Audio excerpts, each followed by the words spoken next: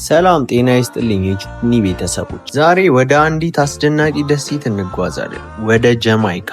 በሺዎች የሚቆጠሩ ኪሎ ሜትሮችን ርቃ በምትገኘው በዚች ሀገር ውስጥ በሚሊዮኖች የሚቆጠሩ ሰዎች አንድ ኢትዮጵያዊ ንጉሥ እንደ አምላክ ያመልኩታል። ጃ እያሉ ይጠሩታል። ለምን? ከጀርባው ያለው ሚስጥር ምንድን ነው? የታዋቂው ቦብ ማርሌይ እህት ስለዚህ ጉዳይ ምን ትላለች? እስከ መጨረሻው አብራችሁን ቆዩ። ታሪኩም የጀመረው የማርከስ ጋርቪ ትንቢት በ1920ዎቹ ነው። ታዋቂው ጥቁር አርበኛ ማርከስ ጋርቪ ለዓለም ጥቁር ሕዝቦች አንድ ትንቢት ተናግሮ ነበር።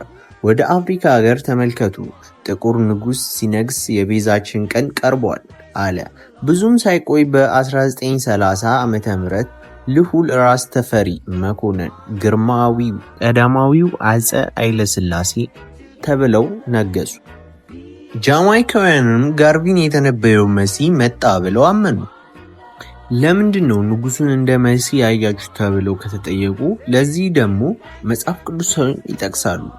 የአፄ ኃይለሥላሴ የዘር ግንድ ከንጉሥ ሰለሞንና ከንግሥተ ሳባ የሚመዘዝ መሆኑን፣ በመጽሐፍ ቅዱስ የተጠቀሰውን የይሁዳ አንበሳ ትንቢት በእርሳቸው ተፈጸመ የሚል ጽኑ እምነት ፈጠረ። የነገሥታት ንጉሥ እና የጌቶች ጌታ የሚሉትን ማዕረጎቻቸውን ለጃማይካውያን ከመሪነት በላይ መንፈሳዊ ትርጉም ሰጣቸው። ስለ ጃማይካና ስለ ኃይለሥላሴ ሲወራ ደግሞ የሬጌው ንጉሥ ቦብ ማርሌይ ማንሳት ግድ ነው። ቦብ ማርሌይ ለንጉሱ ያለውን ፍቅር በዜማዎቹ መስክሯል። በተለይ ቦብ ማርሌይ እህት ኮንስታንስ ማርሌይ ስለ ወንድሟና ስለ ቤተሰቦቿ እምነት ስትናገር ንጉሱ ለጥቁር ሕዝቦች የኩራትና የነፃነት ምንጭ እንደነበሩ ትገልጻለች። ለእነሱም አፄ ኃይለሥላሴ የጥቁሮች ሕዝቦች ክብር የመለሱ ታላቅ መሪ ብቻ ሳይሆን መንፈሳዊ አባትም ነበሩ።